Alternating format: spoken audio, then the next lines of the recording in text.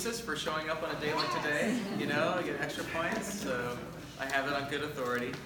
I'll give you a coupon, which you can present to our Lord at the resurrection. Are they copyable? Yeah, exactly. Limit one per customer. Do they expire, though? As my sources say no.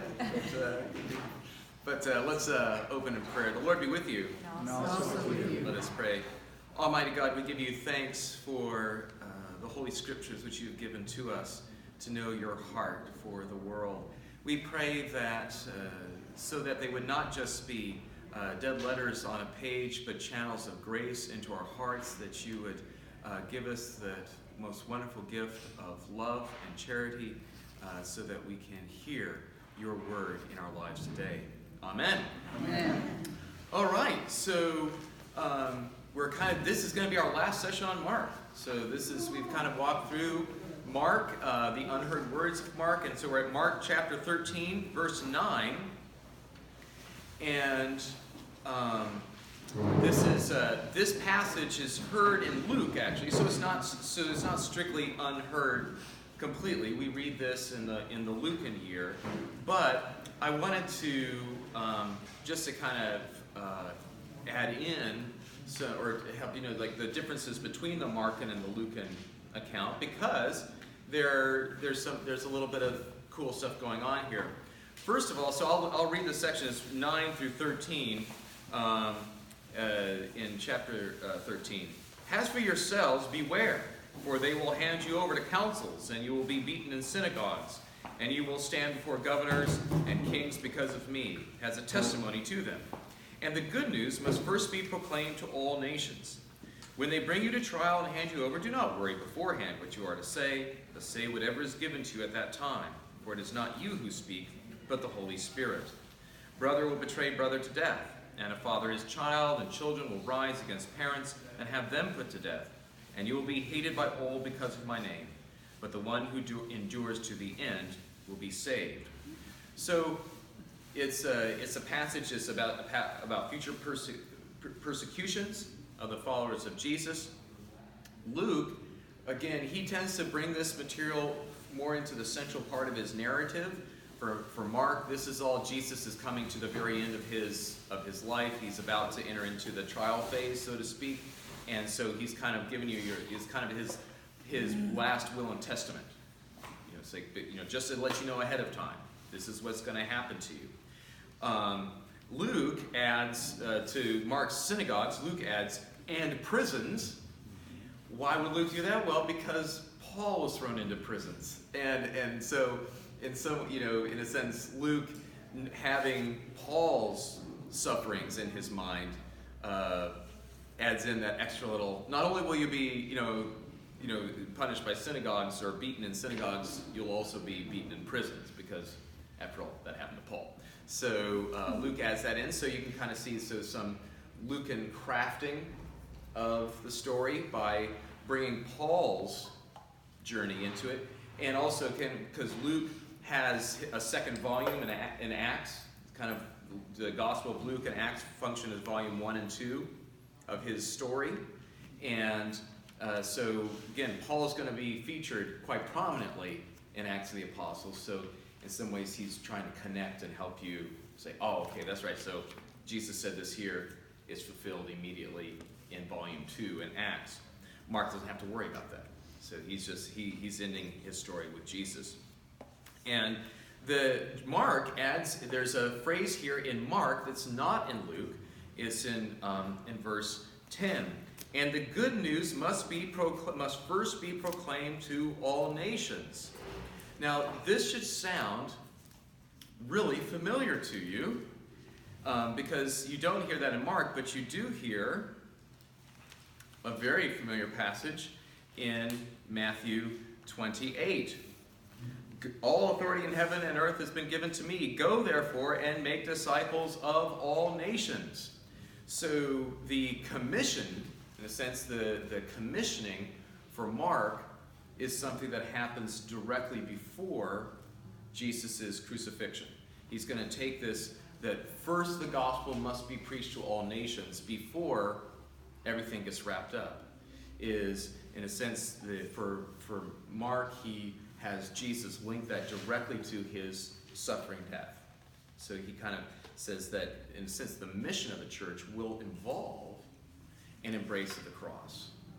You know, that the gospel being preached to all nations is something that is an embrace of the cross, whereas Matthew presents the gospel mission of the church in the light of the victory of the resurrection. You know, so it's a difference of emphasis, if you will, right?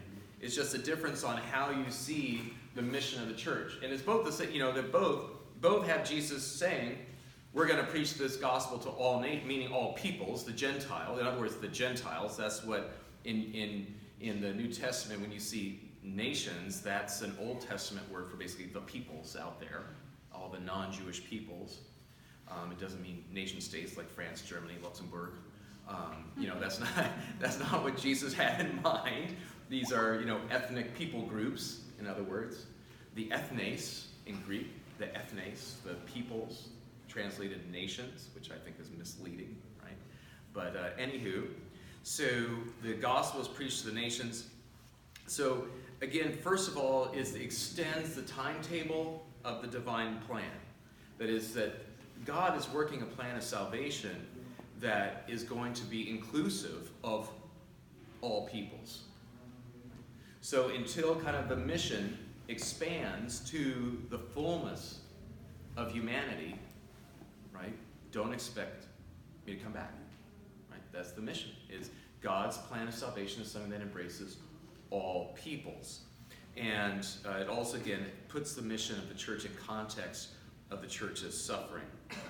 But part of what also is which will lead into the next part we'll be talking, the next paragraph in Mark, that the oppressing city is no longer Babylon, right? That's Babylon was the great oppressor. You know, that was the great kind of the symbol of all that is evil and all that attempts to oppress the people of God.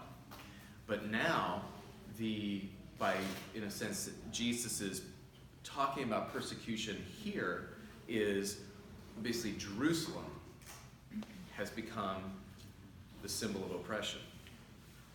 That's again, we talked last week about how, you know, kind of there's some treasonous statements here, right? Some theologically treasonous statements that no longer is Babylon that great enemy out there, i.e. Rome, and also Babylon was a way that Jews in the Second Temple period talked in code about Rome. But really the problem is right here in Jerusalem. Jerusalem is the city where the suffering of the church is going to begin. It's going to be at the hands of God's own people, the religious authorities. So it's a reframing of Jesus' vocation and the vocation of Israel itself. That in a sense, the true Israel is going to be persecuted in Jerusalem. It's not going to have its capital in Jerusalem.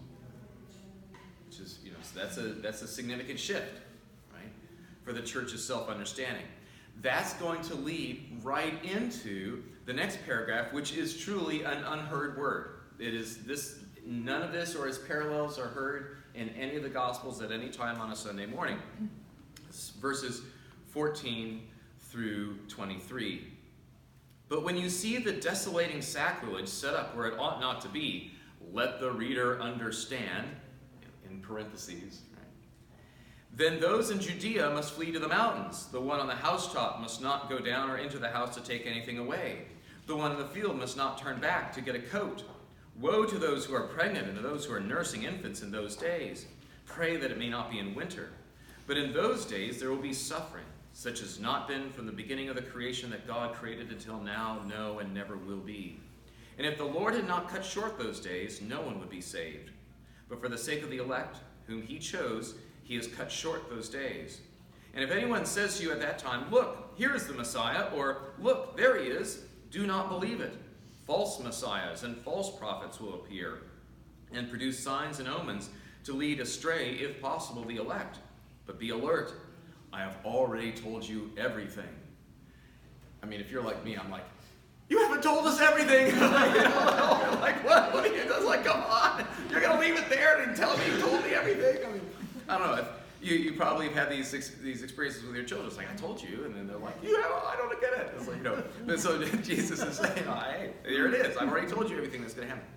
So this passage has been notoriously difficult for modern exegetes to grapple with, primarily because, especially in the modern West, primarily because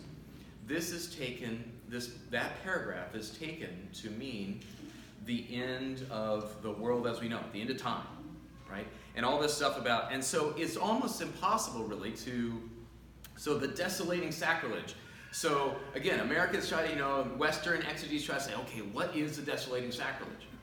And so there are basically two attitudes, there are two kind of mistakes that are very commonly made with this passage. Number one, the mistake is Jesus was talking about the end of time and his return, and he was wrong, it didn't happen, right? And so, therefore, that's how we can understand this passage, that he was wrong about that, and the church has tried to develop a theology to explain why Jesus didn't come back when he clearly said he would. The other, so that's kind of, I would call that the liberal Protestant hermeneutic, the kind of the historical critical liberal Protestant hermeneutic, popular in the secular academies. Jesus was not the God. Jesus is not God. He is not the Messiah. He's a guy who mistakenly thought that he would be coming back, and he didn't. But the church had to grapple with that. So that's one stream of interpretation. The other one is Jesus is God. He is correct. It's just that we don't understand the code that Jesus is using here, and so we need to figure out the code, and then we can understand, because he will be coming back. It's just the early church didn't understand. The early church mistakenly thought it would be right away, and we have the benefit of experience, and we know that he clearly was talking about a time in the future, maybe at the end of the millennium, maybe, and so basically you have all these, theories about what day that's going to happen, throwing in a little bit of Book of Revelation, St. John the Divine, bringing in some Ezekiel, trying to decode what Jesus says here. That's popular in conservative evangelical Protestantism. Okay, so that would be the other way to go with this. But both those errors, in my judgment, I think they're errors. The problem with both those errors is that the idea here is that the referent, that what Jesus is talking about, revolves around the end of space-time as we know it. When actually the key to understanding this passage is in the Old Testament, but not the parts of the Old Testament that people typically go to get this. So I'm going to go to Daniel. The desolating sacrilege, the image of the desolating sacrilege, comes from the prophet Daniel. So I'm going to read you the parts of Daniel. There are 3 parts of Daniel where the desolating sacrilege is mentioned. So I'm going to kind of read those to you so you can kind of understand or have the context, which is absolutely critical. So the first one is Daniel 9, verses 26 through 27.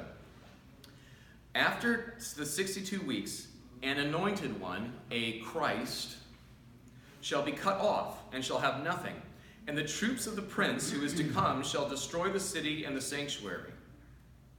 That is Jerusalem and the temple. Its end shall come with a flood, and to the end there shall be war. Desolations are decreed. He shall make a strong covenant with many for 1 week, and for half of the week he shall make sacrifice and offering cease, and in their place shall be an abomination that desolates until the decreed end is poured out upon the desolator. Okay, so what the book of Daniel is, one of the ways that the people of God, as they went through their suffering, tried to talk about how God was still going to be triumphant in these circumstances, these horrible circumstances, which we're oppressed by foreign peoples, is that they would speak in code. It's kind of like one of my favorite analogies is like the show MASH. Right? Mm-hmm. The show MASH was a show about Vietnam set in Korea. It was not a show about the Korean War. It was a show about the Vietnam War. especially the movie. The movie, even more so, was about Vietnam. It was not about Korea. It's safer, though, to talk about something sometimes, retrojecting it into a event that's further in the past.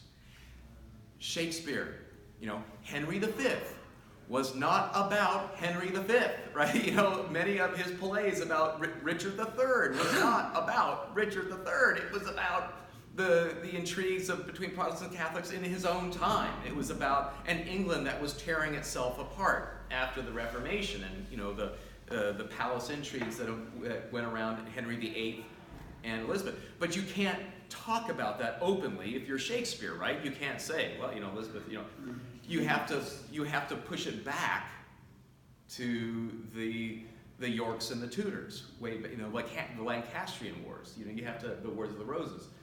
In the same way, the Israelites, the Jews, under the oppression of the Greeks, Antiochus IV Epiphanes, who was, so if you remember your ancient history, Alexander the Great conquers the known world. All his conquered territories are split among 4 generals, right? And so the Syrian, the general that took over Syria, he has the kingdom there, and the Greeks have control of Judea. So the Greeks are cultural imperialists. That's one of the things that's why by the time the Romans got around to conquering the world, everybody spoke Greek. Even Romans spoke Greek.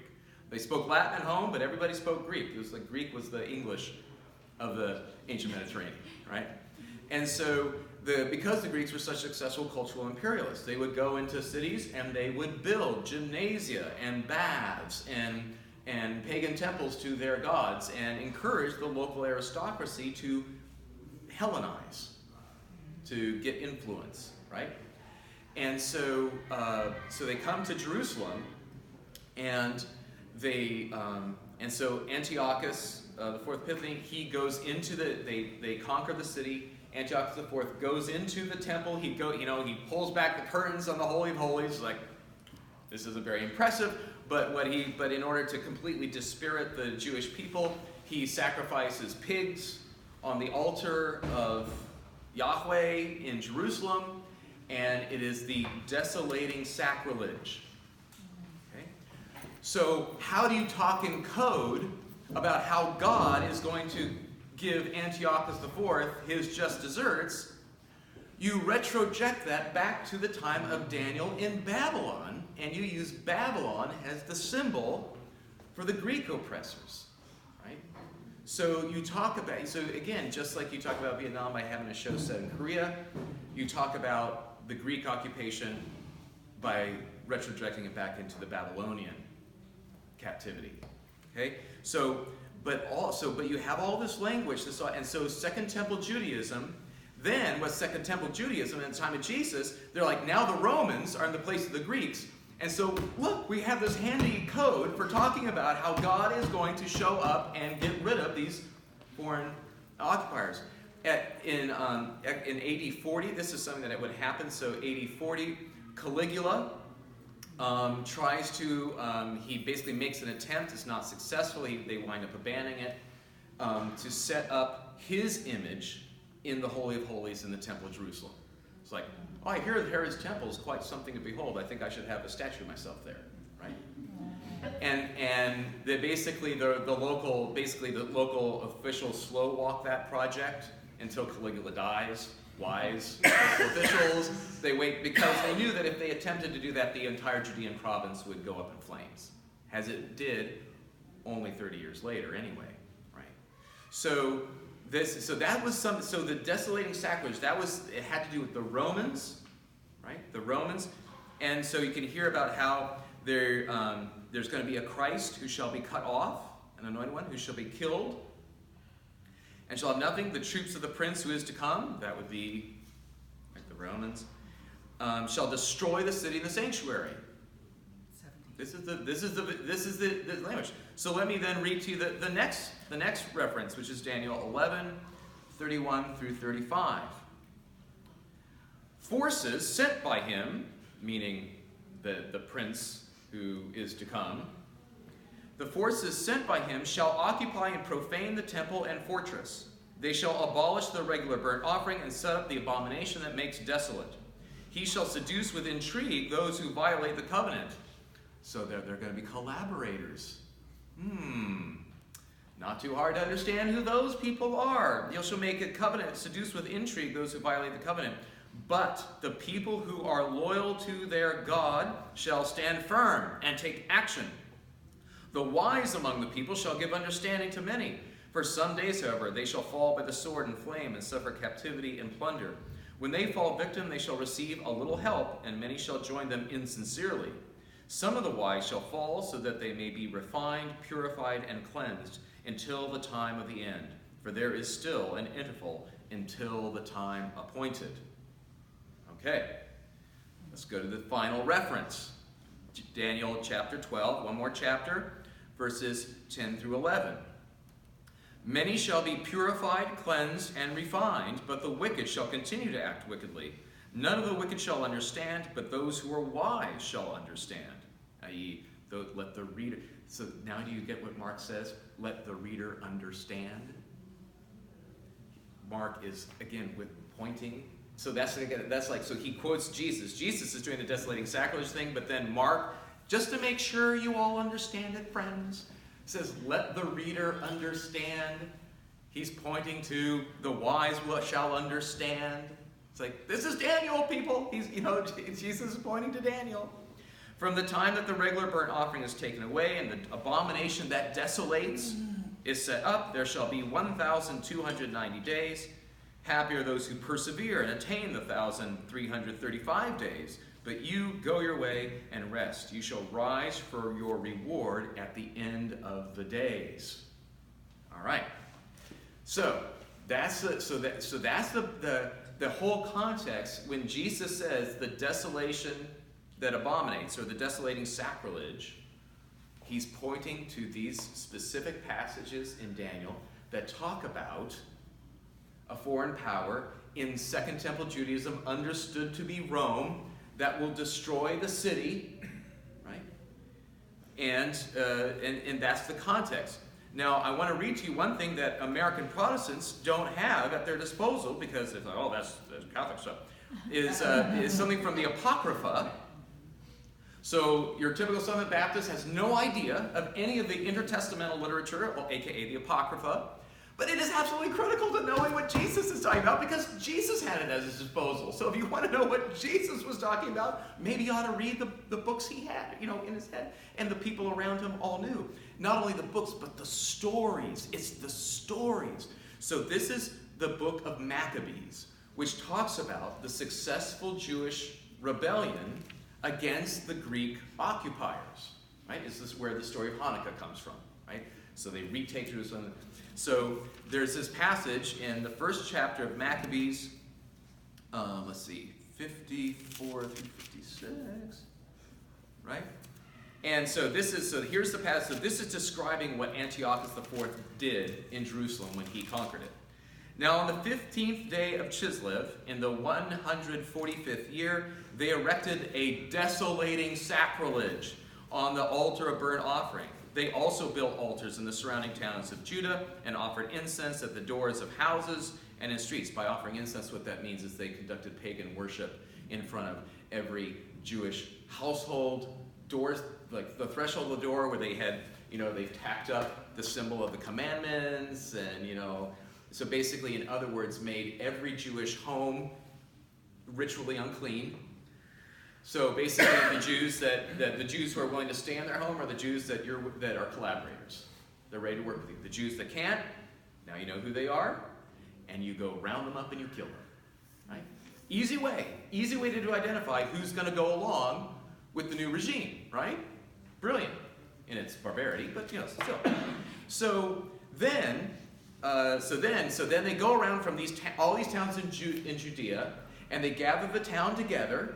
Communists did this sort of stuff. So you gather the town together, and you have a big pagan sacrifice. You erect a pagan idol, and you say, okay, you have the knife and you have a sacrificial animal, probably a pig, because that would be maximally offensive. And they have the knife and they say, okay, which one of you elders are going to come here and save your village by sacrificing this pig for us? And that's the hardball that that's how the Greeks played, right? We all think of them as, oh, so enlightened. Plato, Aristotle. Not so much at the tip of the spear, right? They were very smart. They were very clever in how they made people choose between their way and death. So which one of you elders are going to save your village by coming up and making this pagan sacrifice? So this is in the book of Maccabees. This is a man by the name of Mattathias. So Mattathias. So he says, when he had finished speaking these words, a Jew came forward in the sight of all to offer sacrifice on the altar in Modane according to the king's command. That is, basically someone is willing to take him up on the offer. When Mattathias saw it, he burned with zeal, and his heart was stirred. He gave vent to righteous anger, ran and killed him on the altar. Basically, he said he runs and he kills this guy who's going to be collaborating, slays him right on the altar. At the same time, he killed the king's officer who was forcing them to sacrifice, and he tore down the altar. So basically, this is how revolutions start. They get to a tinderbox, and basically he kills the collaborator, and then he's like, now I'm committed. And he takes it and he kills the guy in charge of the detachment of soldiers, right? And he tears down the altar. Then he burned with zeal for the law, or just as Phinehas did against Zimri, son of Salu. Other Old Testament story, don't have time. Then Mattathias cried out in the town with a loud voice, saying, let everyone who is zealous for the law and supports the covenant come out with me. Then listen carefully. Then he and his sons fled to the hills and left the town. So that's what it means to flee to the hills. So Jesus is saying, the Romans are going to come in here, and they're going to destroy this place. Because we've been tracking his message of a different way, not the way of ethno-nationalist violence, but because Jesus says, because you refuse, and I know you will refuse to abandon the way of blood and the way of the sword, you will die by the sword. And the Romans are going to do what was absolutely predictable. They're going to come up here and they're going to destroy this place. They're going to desecrate the temple. And at that time, when the desolating sacrilege, when you see that start to happen, when you hear news of a Roman legion landing on the shores of the Mediterranean, just down the way there, run. Flee to the hills. Why does Jesus have to say this? Because what Jesus is saying is that his followers are not to take a stand defending that city. Don't get trapped in the city, Jesus is saying. If you stay here, you'll die. You'll get wiped out with the rest of the Pharisees and all the collaborators. Everybody alike is going to perish here. Everybody who chose the way of violence against the way of mercy. Right? Run for the hills, quoting the story of Mattathias. Right? Quoting the story of Mattathias.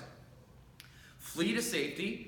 The journey will be difficult. That's what all this stuff about it. So basically, you say about the one on the housetop must not go down or enter the house. I mean, there are the silliest things in evangelical Protestantism, like representations of this about like the rapture. It's like, you won't be able to finish the load of laundry because you'll float off with Jesus. It's really because they have completely misread the referent. The referent is to Rome destroying the city, and he's telling his followers, she's saying to his followers, you are not to choose the way of the sword. Don't try to defend this temple. I already judged it. Remember, we're already past Palm Sunday. Remember, I talked about just last Sunday about the vine and the fig tree and all that stuff. Jesus has already pronounced judgment on the temple. It's done. Jesus was saying the desolating sacrilege has already been set up there. It's the injustice and the oppression committed not by foreigners, but by the Pharisees and Sadducees. That's the desolating sacrilege. I came here expecting righteousness. I find bloodshed, right? I find oppression. I find sin and death. So the temple has already, in a sense, been destroyed. It's already over. This place is over. So you can live here, right? And we know from Acts of the Apostles that Christians do live there. But when you see the Romans start to approach, you get out of here. The journey will be difficult. Pray that it may not be in winter. This is literally, because that will be a really hard journey. There won't be any food along the way, and it will be cold. Pray that, for nursing mothers who have to make that mark. I mean, they are fleeing for their lives from a Roman destruction of the city and a Roman army. That's going to be a tough trip. But Jesus is saying, despite the fact that even if it comes in the worst time of year, when you're in the middle of something, or maybe I could just stay a couple more weeks. I think I could get out before the Romans get here. Jesus is saying to his followers, get out. We know, and the fact is, we know that from the tradition that a group of Jesus followers did get out and went up the Jordan River Valley to Pella and made a Christian settlement there. So they understood what he was talking about, and they followed his directions, and Christians were not found in the city.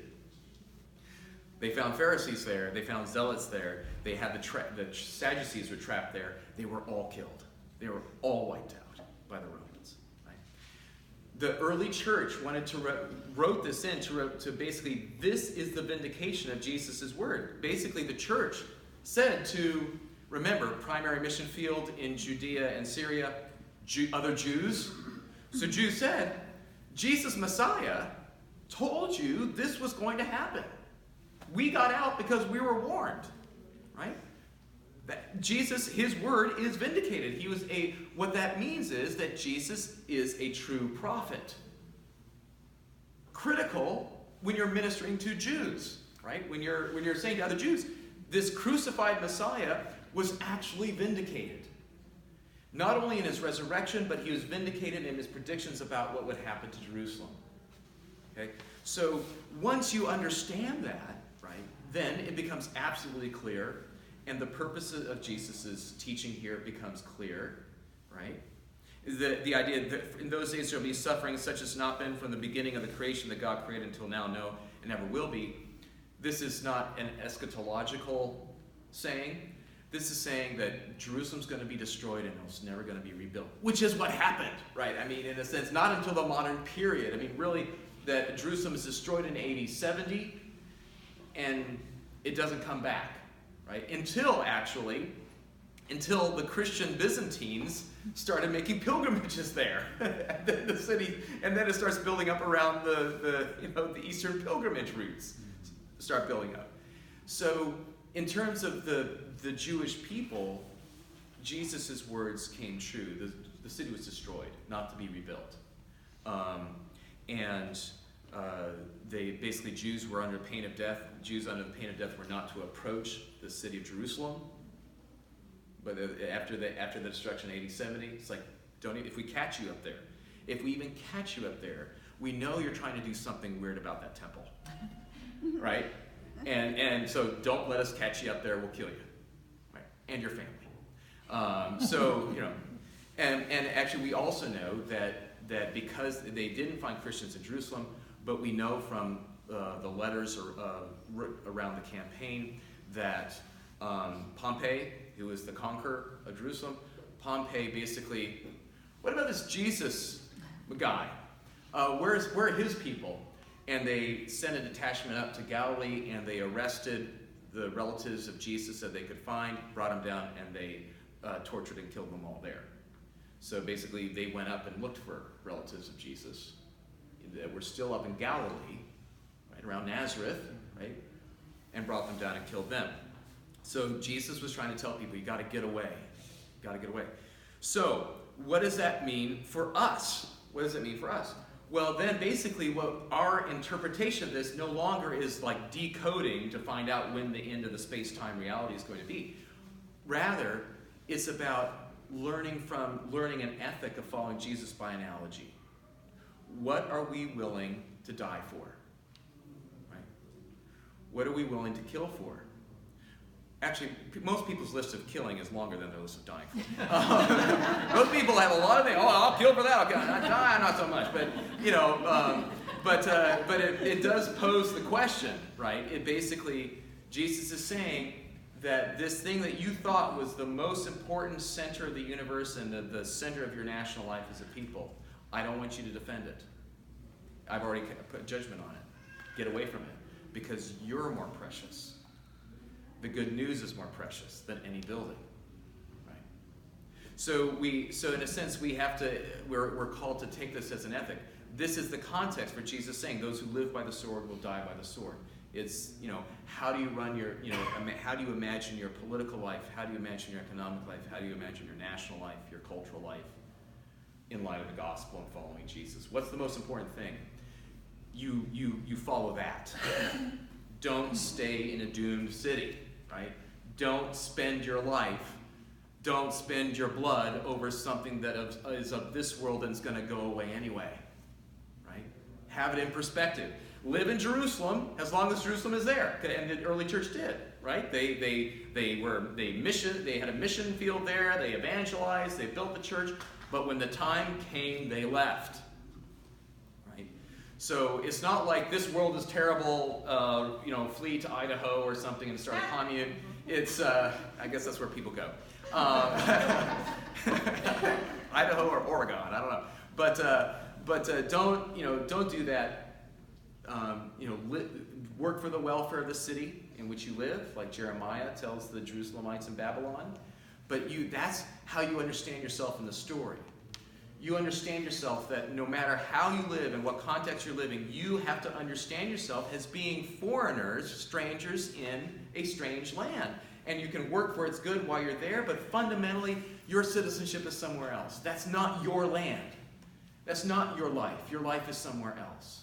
So it provides, in my judgment, this teaching of Jesus provides a critical distance, in a sense. It encourages us to have that critical distance about any allegiance that is not Jesus. Basically, it's Jesus up here, and everything else are distant seconds, thirds, fourths, fifths, right? Jesus at the top, everything else down here. And if I've been able to communicate anything about how important that temple was to Second Temple Judaism, it means that even things that you would think, oh, that's got to be a close second. No, distant second. So insert whatever's most important to you here. Gets pushed down. So basically, I think that's where we have to, as Christians, how we have to appropriate this text. Because the referent is something that happened in 87. It did come true. So in a sense, we can agree with our evangelical brothers and sisters. Yes, what Jesus said did come true. It just came true in AD 70. It's not going to come true in 3 years whenever you predicted that the apocalypse will occur. But what Jesus is saying, now that's not to say that Jesus isn't coming back, but that's in a different context and different sayings. What this is about is how you live in a city that's doomed and still proclaim the good news there. How do you live in a world that's doomed? How do you live in a world gripped by violence and still proclaim the good news there? Right? So don't get caught in it. So if you look at, there you go. So I have to wrap it up. So you look at how Luke, when he, in this parallel, Luke, writing to a Gentile audience that has no idea of the Daniel text, right? So Mark, written for a Jewish church. Matthew, written for a Jewish church that we think is in either Judea or Syria, so very close to Jerusalem. Luke, Gentile audience, out in the Greco-Roman world. They have no idea who the prophet Daniel is. They have no understanding of the story of Maccabees. So Luke cashes this out as, but when you see Jerusalem surrounded by armies, you know that its desolation has come near. So he basically keeps the word desolating, has his, that's what he borrows, but he basically, for Gentiles who have no idea what that whole desolating sacrilege thing is about, he just says, when you see us surrounded by armies. Why? Because he's so far out, and with Gentiles, he's out of the political cauldron that is Jerusalem prior to the revolution, or the failed revolution. So it's safer for him, for Luke, to come right out and say, yeah, when it's surrounded by armies is what Jesus was saying. So in a sense, Luke decodes Jesus' speech, which Mark and Matthew cannot afford to decode. They have to leave it in code because the Romans are still there. They're still right there. Jerusalem's right up there. Okay, so I just find that fascinating. And then Luke adds in a phrase that he says that he concludes this passage that Jerusalem will be trodden down by the Gentiles until the times of the Gentiles are fulfilled. Okay, so, and I think that ties into St. Paul's letter to the Romans, chapter 11, verse 25. I'll just read that for you really quickly.